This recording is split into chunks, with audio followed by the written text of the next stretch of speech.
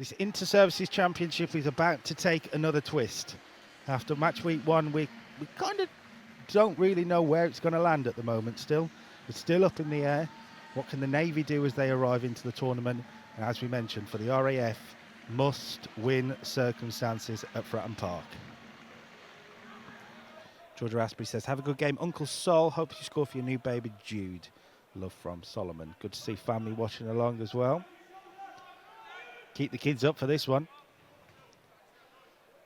Here's Aaron Hyatt. First real time we've seen him on the ball, it feels like. And the RAF might just need a moment of possession. That's over for Campbell, who will push the lines. And actually, Michael Campbell into the penalty area. First big chance, and Lawrence McCormick stands tall for the Navy. All of a sudden, a little bit of pace in the game. That's a late challenge in there, though. Sam Rawlins, and I think that might be the first booking too.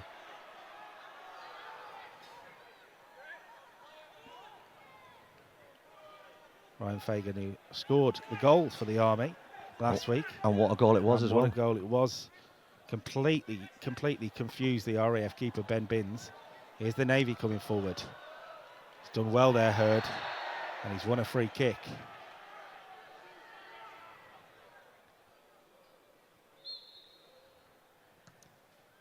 A chance for Jack Wright. And we said, could they punish them? And the Navy do. And it is that man, Jack Wright, who loves a goal from a set piece. Really good ball in, run across the goalkeeper. And Jack Wright is there to nod past Ben Binns. And the Navy take the lead.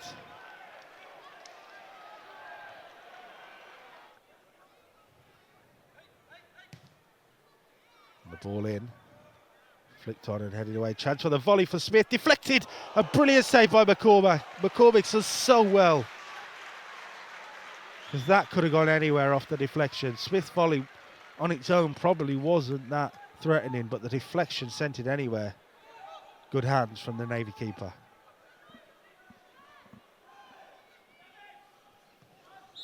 And that is the final moment of the first half too.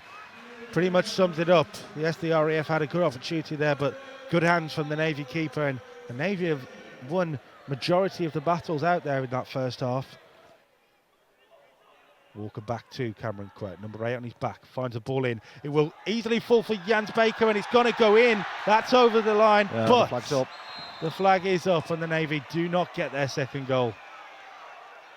And all credit to the RAF defence there, by the way, because the step up was timed pretty perfectly by Rawlins and Jordan Sowerby, and it had to be right there, or the Navy are 2-0 up.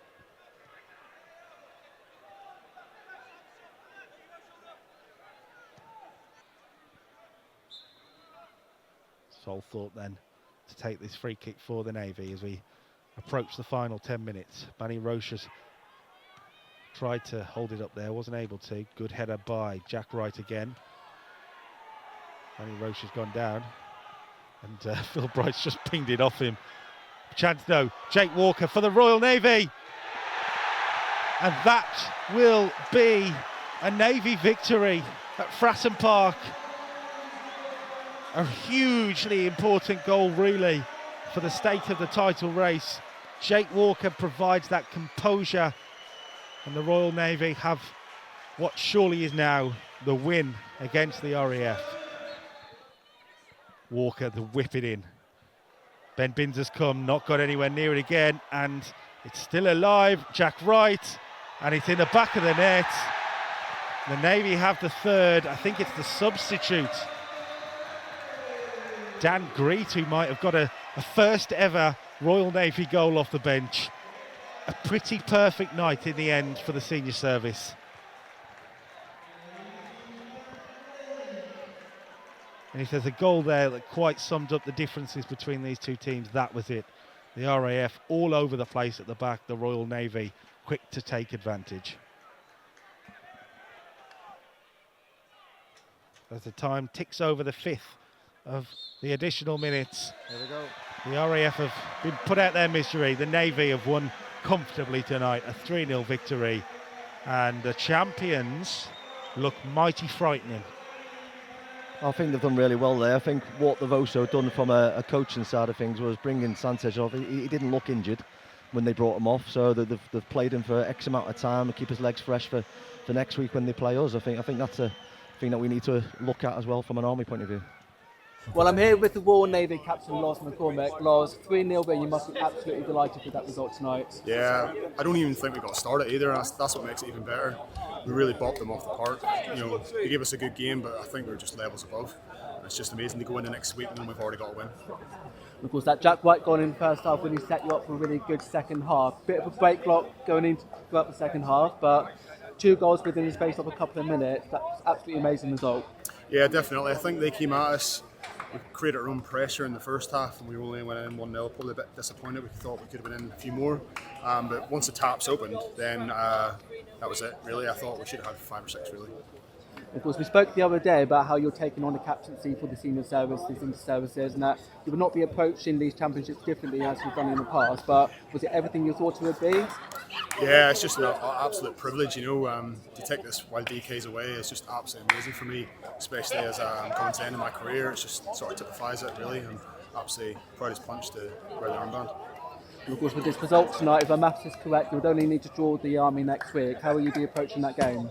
We go for the win, we don't go for the draw. Simple as that, we're here to win 2 games, and that's how we'll approach the game next week. We won't be going in there thinking about a draw. They're going to come at us, big physical team, totally different beast to the RAF, who normally play a lot of football, but the Army are a lot of blood and thunder. We're going into the Lions Den next week, so we're just going to go at them. Just a quick word about playing tonight at Fratton Park. Really seems to get bigger every year. Big crowd tonight. Must be delighted with that too. Absolutely incredible.